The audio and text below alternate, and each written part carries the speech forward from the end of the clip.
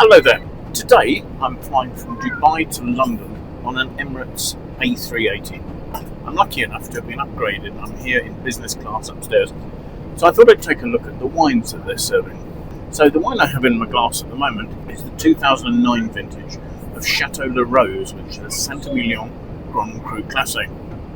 The notes that Emirates give with their wine list point out that the same family has owned this estate since 1882, and that's when the Gurchy Meslin family first acquired the property and started to build the estate. The current CEO is somebody called Georges Meslin. However, if you look at Guy's ancestry, you can actually trace his ancestors making wine in the Saint Emilion region back to 1610.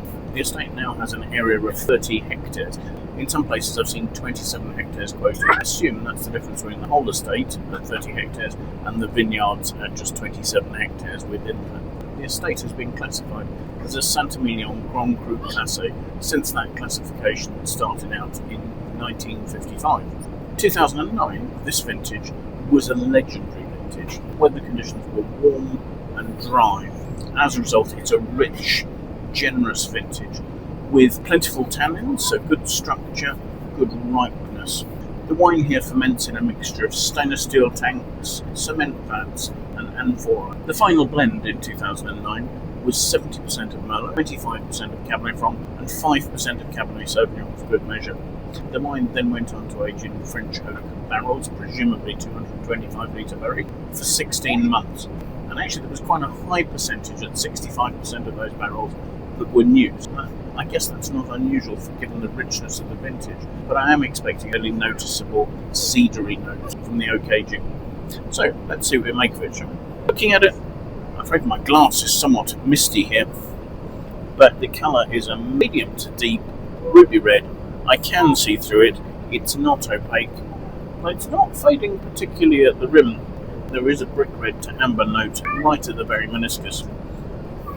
So let's have a look at the aroma, shall we?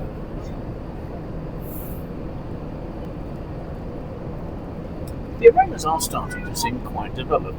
There are notes of plum, so riper prune notes, and there's a high tone edge to that makes me think of rose petals, and that's starting to give a little bit of mushroomy development. There's richness, but it's not just primary fruit, there's a degree of development and complexity. So let's have a taste.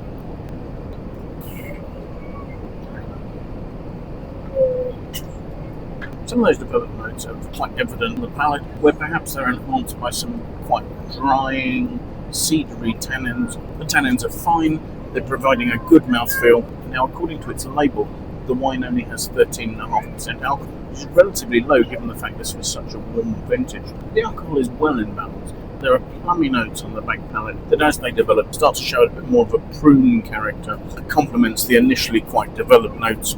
Now, I have to say, although there are cedary notes, they're more textural, the graininess of the tannins. The actual cedar itself is quite well integrated with that sort of more developed prune, plum, and perhaps touches of mushroom on the fruit. It's not massively drying, but it is giving a good grip on the mid-palate.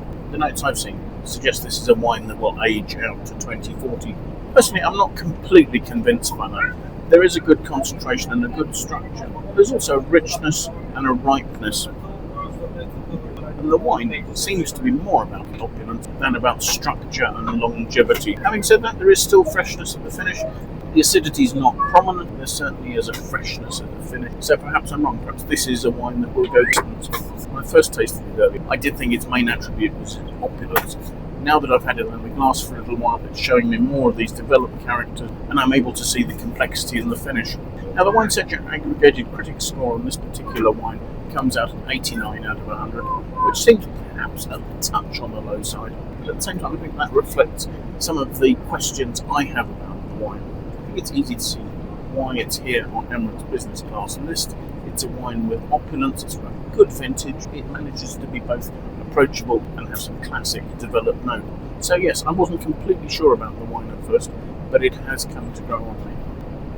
So thank you so much for watching the video. I do hope you've enjoyed it. If you have, do please press the like button. I really appreciate that.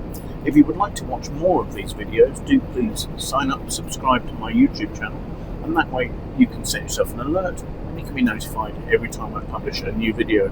If you have any comments, please pop those in the comments box below. It would be great to hear what you think about Saint Emilion Grand Cru Classé, the 2009 vintage, any of the other wines you've tried on Emirates Business Class, or anything else relating to the wine or to the tastings I've been doing.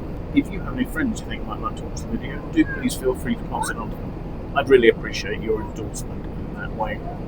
I will of course leave a link in the notes below to the Wine Searcher webpage for this vintage of this wine, and that way you can find out if it's available near you and at what price. So thank you once again for joining me, and I do hope that perhaps you manage to make some time in the very near future.